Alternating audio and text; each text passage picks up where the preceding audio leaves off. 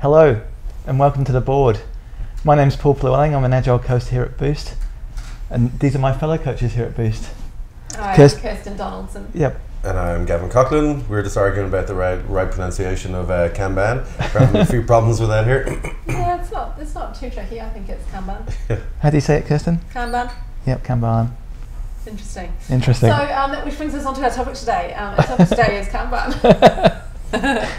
And we've got the full team today after a couple of times with various absences. So welcome back, both of you. Thank you. And Gav, welcome back from honeymoon. Thank you very much indeed. How was Africa? It was spectacular. Yep. Okay, cool. So what's our first topic, Paul? I noticed you've put Sean up there. So do you want to start? Sure.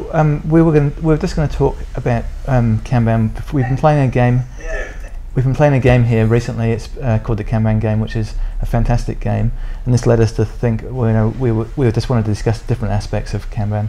Kanban is just a Japanese word. It means signal card, simply, and it's a way of pulling work through a system. So rather than pushing work, you're pulling work through. So it limits work in progress. It manages flow and so on. I just thought we'd talk about the various aspects. What did you guys think about the game? So the game Paul's referring to is the Kanban game that Nathan bought in the States when he was there for the Nashville conference, which I've now played twice. I thought it was a really good example to show teams before they get fully immersed in a Kanban project, particularly on the prioritising items, because during the game the team members are asked to prioritise items themselves according to sort of the payoff that each item gives. You've got priorities on them, and then you've got what sort of profit. Low effort, high value, and that's right. Yeah. So I mean, it is quite an involved game. There's a little bit of a learning curve, but once you get started, I think it's really great for showing how Kanban works effectively. It's a little bit more than just pulling items off a backlog, isn't it? Absolutely. When I first played it, there was 100 people in the room, and we had an hour and a quarter to play it. And it was pretty chaotic, and we had to go through it very, very quickly. But still, at the time, I found it very useful. But last week, I was able to take or be taken through it with a couple of people from outside of Boost, and that was just it was really useful because they were new to Kanban, and they gave them a chance to understand how it might work in a real situation. Because it's not only like you say, you don't just pull work through. But you also have different situations, like in Monopoly you have those event cards that you read out. Can't remember what they're called in Monopoly now, but you have the same thing in the Kanban game, and there's things like, Carlos is taking the test manager. The test manager is taking the work in progress limit off the test team, the test team, and you're allowed to see what happens if that actually occurs, whereas in the game it creates a huge bottleneck. Yeah, so it's quite cleverly constructed because it brings in elements that you would encounter in real life, unexpected events. Yeah, he gets fired. He does get fired. It's related to all, isn't it? In the we're able to get our things through test and into deployed, which is the aim of the game. Yeah. And so, other than just like units of work, there were intangible cards as well, which allowed you, like setting up your test or your continuous integration environment, for example, doesn't offer much apparently in business in terms of business value in development of the product. Well, like it says, it's an intangible business value, isn't it? That's right. But actually, once we'd done that and got that through the flow, it meant that we could deploy things much more regularly. And so get items through the flow quicker and be more productive. That's right. So it really paid off, and it was really interesting to see the effect that had. And the people we took through this game last week, by the time they were finished, they had a much better idea of how everything works. And it's a great game if you're just playing one copy of it, but if you have two copies of it and have two teams or more teams and bring in a bit of a competitiveness, that would just, I suppose, increase the tension and the fun level of the games, really, because people would be playing against each other. And when I did play it with 100 people, all the scores were being shown live on a board, and that was quite good fun because everybody basically wanted to make more profit than everybody else by the end of the game when the time was up. I think we have two copies, don't we? We do have two copies. So basically, if there's anyone in Wellington who fancies a Friday afternoon doing a Kanban game, they should get in touch because we'd love to play it in two teams. Yeah, absolutely. So you need, I think it's 5 people per team, so you need 10 people in total for the 2 games. Yeah, so we'd only really need 5 more volunteers. We could probably supply 5 from here, couldn't we? Yeah. So yeah, that'd be amazing. So Peter just asked what game we're talking about. We're talking about the Kanban game. You can read more about it at www.kanban.com. So it's got quite a full explanation of how to play it and what's involved. But as I say, Peter, we're looking for volunteers for a Friday afternoon, so at some point, so get in touch on info@boost.co.nz if you'd like to play. We already have copies of it. So. Yeah. It's made locally, I believe. The guys from New Zealand, That's why isn't Nathan's it? saying it is a New Zealand game, but he just happened to meet him at that conference. Yeah, Russell was showing us. Russell, what's his last name? Oh, well, that's a good question. Russell was his first name. And he's the one who took us through it in Nashville, and he is New Zealand based. We'll put details of the board, of the game up after the show. Yep. So let's talk a little bit about Kanban. I mean, it's got different. It's different things for different people, but basically the three main kind of underpinnings of Kanban, I understand, is visualize your workflow, limit your work in progress, manage your flow, and then Kanban's evolved from the kind of the manufacturing area in Japan to software development, and then software development's added these extra kind of aspects to it, which are make policies explicit, which I think Kanban does anyway, implement feedback loops, and continuous improvement. Yeah. So we're using it here on some of our smaller projects. I mean, traditionally we've kind of struggled a wee bit with the sort of overhead that Scrum meetings present on a smaller project, haven't we? Yeah. You know, we've got those teams where we've just got a Scrum Master, a designer, and one developer. It can be a bit much. So what we've done before was try to slim down those meetings accordingly, so go from an hour to half an hour and such. But actually recently we've started using Kanban in order to have that flow work without that overhead. That's right. So what meetings have we kept when we're doing Kanban? We've kept stand-ups. We keep stand-ups, yeah. And retrospectives. Retrospectives, and we do actually, because on some of the shorter projects we haven't bothered with retrospectives until the project's finished, and then we have a quick retro of the project. But we do keep product backlog grooming in, because we need to have regular catch-ups. We continue to feed stories in as well. Onto the yeah, that's right. And prioritise stories. I haven't actually been involved in any of these smaller projects yet, so I have a few questions about this. So you're still working from a product backlog, and you're still, do you still have a product owner who's prioritising this backlog? Yeah. And you're not working in sprints or any time box period of time? So you have your entire product backlog in, say, column 1 of how you visualise Kanban? Column 1 in Kanban would be defined. For example, that's the way we're working it. We're using Rally's Kanban board. Okay, yes. And so defined is the first column. Anything that isn't defined, it's not sized or acceptance criteria, and so on. It's in the backlog. Okay. Gareth said that the team has recently experimented with Kanban too, but they've just gone back to Scrum for the latest project. It'd be interesting, Gareth, to know what challenges you found, and if there was a particular reason that you decided to go back to Scrum, and what the advantages of going back to Scrum were. If you've got time to type us a wee answer there. So with this one projects that we're doing, we normally get together with the team to decide things like the work in progress limits on each column, and what the columns are going to be called as well, right? That's right. That's what I've seen happening around the office recently. So the columns are different on a per project basis? Yeah. They can be. Can you give me an example of what some common... Well, Paul, can you give me an example of what some of the common columns would be? It's simply 4 columns defined, i.e. waiting to go, in progress, finished, done. Sometimes, you know, if you have other projects where you end up like waiting for a testing or something like that, there might be the test column as well. That's why you sit down at the start and you see who's going to be involved in the team and what columns are going to be useful. I mean, even right down to the names, so sometimes it's ready rather than defined. That's right. So that Kanban game has, I believe, ready, analysis, development, testing, deployment. And so the rules for transferring between the columns should be columns. Is that how you say it? I say columns. It's not how other people say it. Columns. Should be explicit. So, and you often have a waiting state on. You'll see waiting states on people's Kanban boards where it's ready for testing or it's ready for development, but it's transitioned from the previous state, which was defined. Just had an answer back from Gareth. He says, we went back to Scrum for this project because of the extreme time pressures, 3 weeks to get a demo done, which is interesting because I'm guessing, Gareth, that you felt that because of the planning that's done in Scrum that you were able to predict more easily what's going to be done within that 3 weeks. Yeah. I don't know. It would be interesting to see the difference between having done the same project with Kanban and see whether the same result happens. Yeah, that's right. So you don't have a planning meeting per se.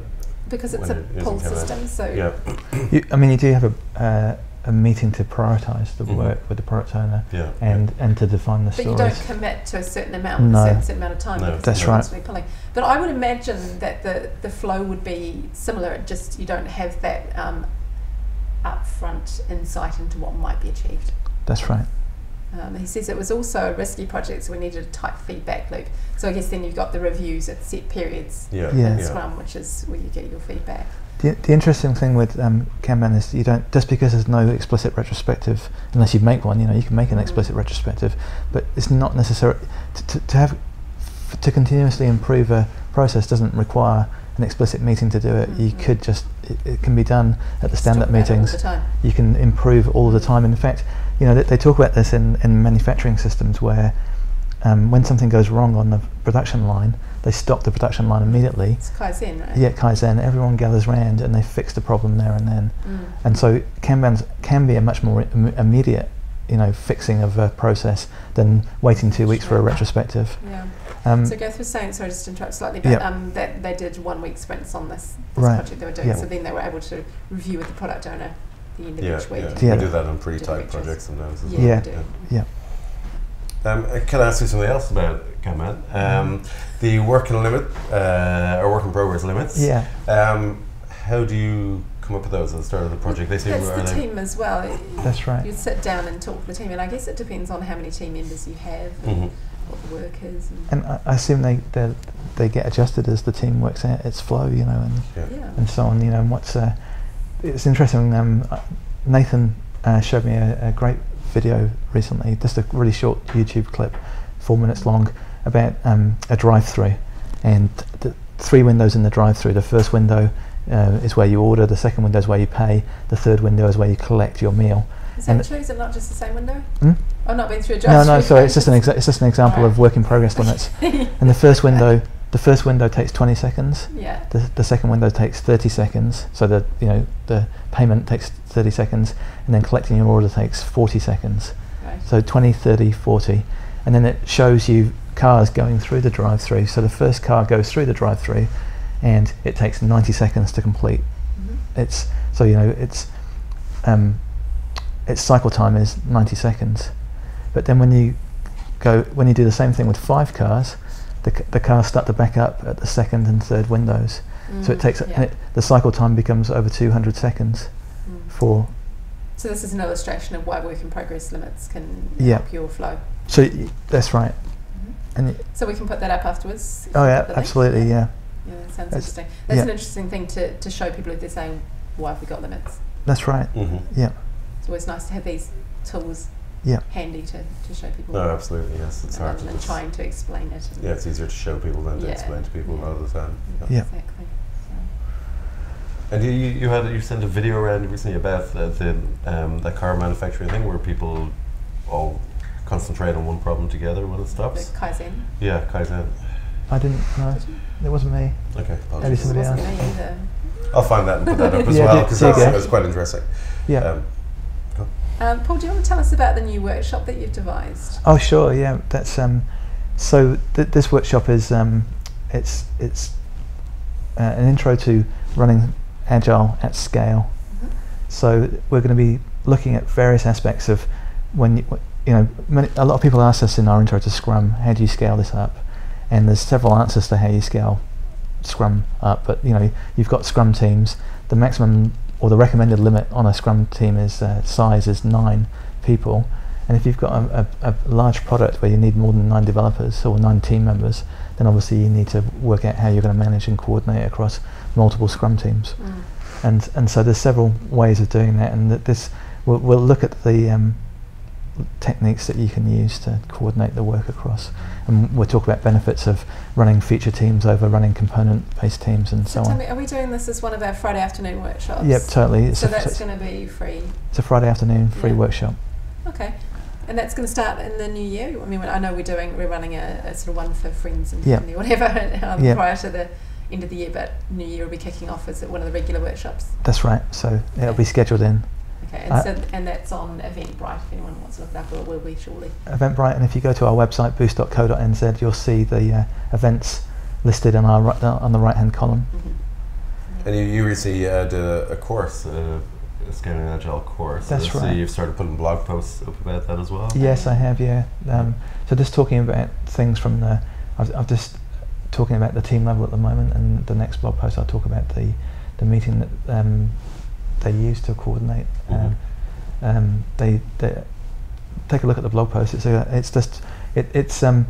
the way that they manage things in the Scaled Agile framework is that when you're working on a product of this size, then they believe that you can't get a potentially shippable increment, and within 1 or 2 sprints, you need at least 4 or 5 sprints to get a potentially shippable increment, because you've got many teams contributing to this product.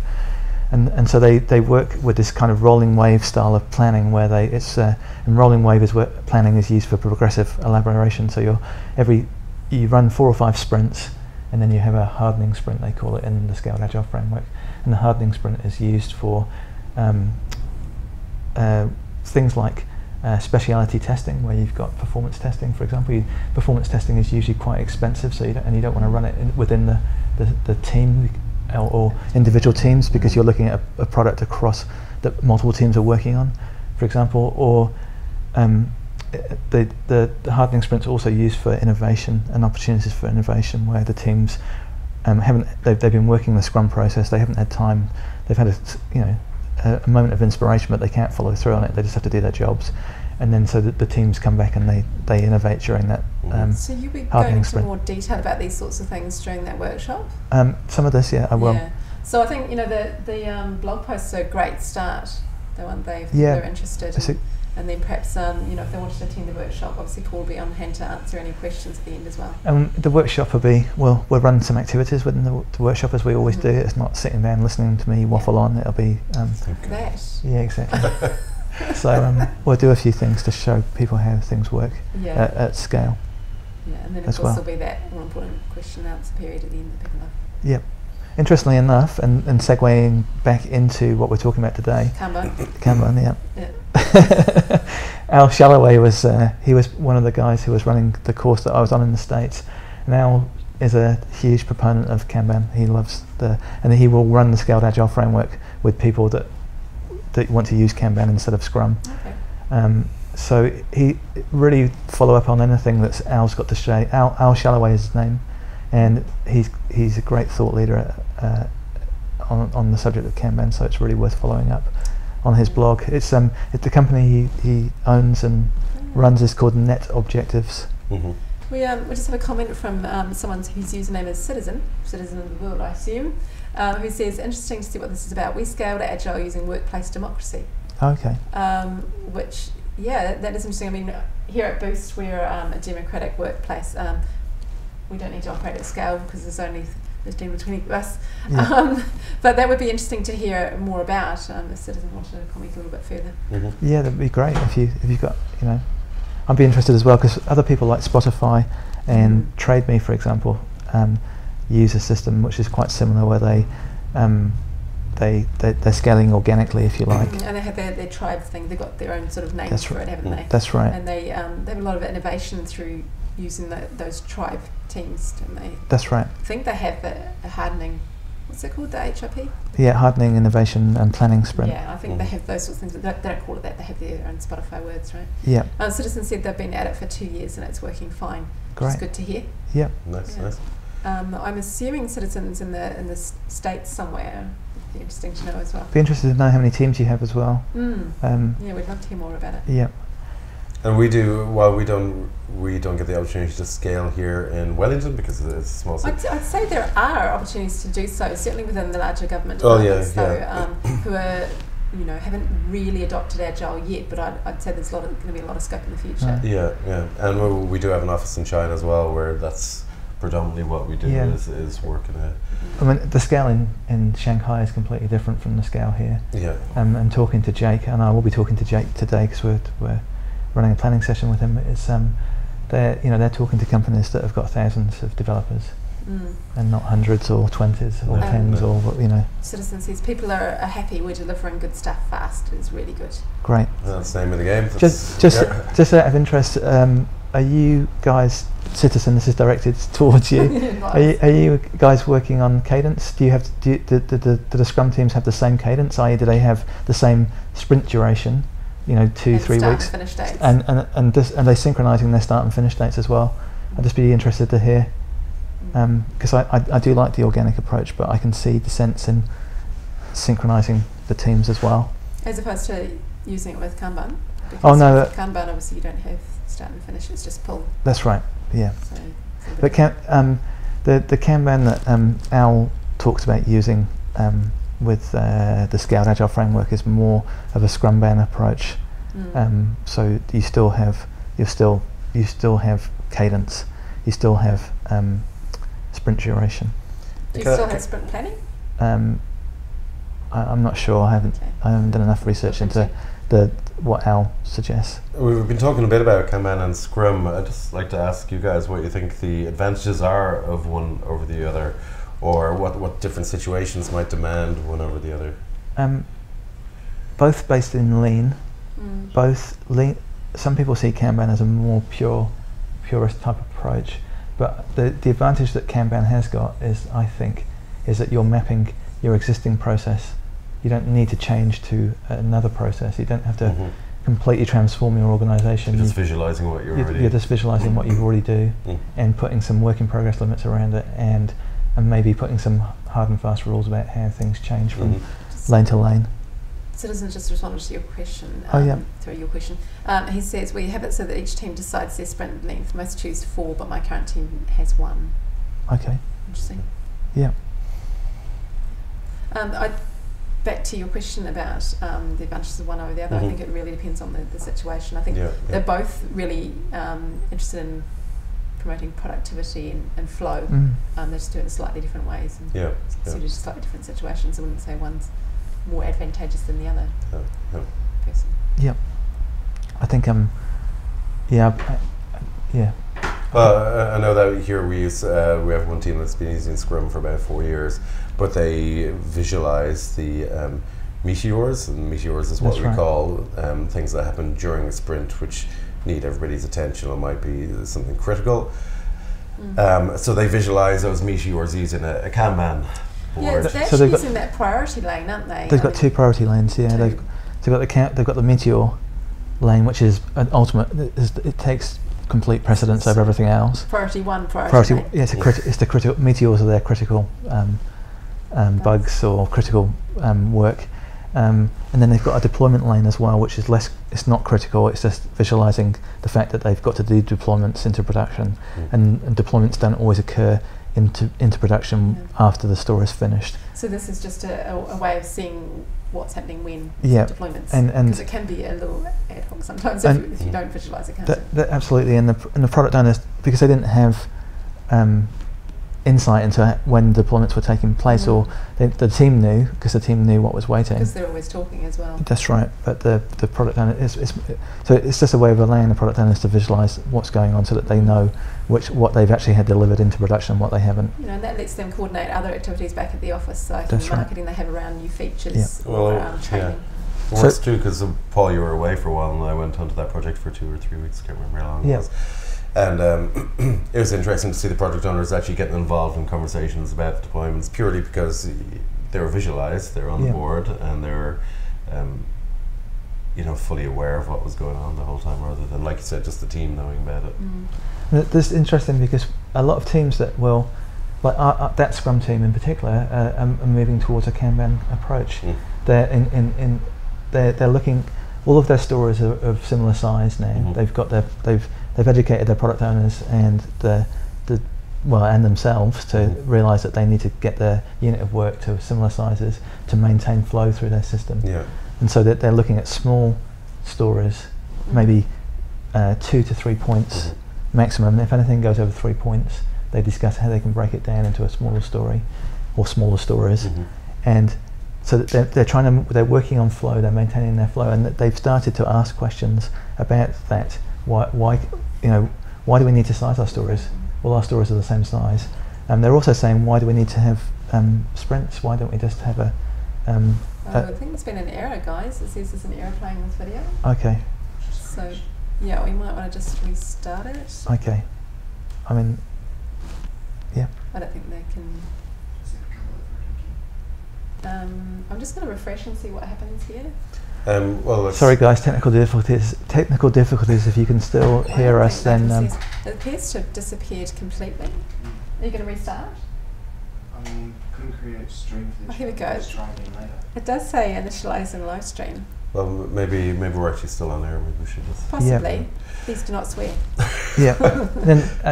So I'll just carry on talking. Yeah, please do. The other thing I've noticed with Kanban teams is they often incorporate elements of Scrum explicitly, so that they do have an inspect and adapt cycle within their process. So they'll incorporate retrospectives and so on. It's all a case of learning to understand the underpinnings of these processes and the fact that they're lean, working towards an education of the team members on how lean works and the elements of the process that you're using fit in with that. All I can see is the video's up for what we've done so far. Like there's no live feed. It does say live now at the top though. I think because we're nearly at time anyway. Yeah, we so are. Sorry to the people that are still listening. If you can still hear us, it's possible. But thanks very much for listening today, and we'll call it a day for today. We'll work on our technical issues for next time, and hopefully we'll feel a little better. If anyone wants, Peter says we are back. Okay, great. But yeah. Well, actually, before we go, there's one question I want to ask, which was again about Kanban. And when you're using Scrum, you get together and you do your planning sessions, and you help work with the product owner to come up with user stories. Yeah. Do you use stories, or what do you tend to use? I suppose it's up to the team product owner to. That's right. Yeah. I believe so, because user stories aren't. They're from extreme programming, I believe. Yeah. They've been adopted by Scrum and extreme programming. There's a sort of default way, but you're just trying to gather requirements and in small pieces of work that you need to do. So I'd be interested to hear. I'm completely sold on user stories, and I've used stories almost all of my agile life. I don't know any other different way of doing it. I think they work really well. I mean, just having that formula of the actor, action, achievement. That's right. It just has everything you need, doesn't it? And then acceptance criteria to map out the requirements and know exactly what you're testing as part of your acceptance testing. It's a great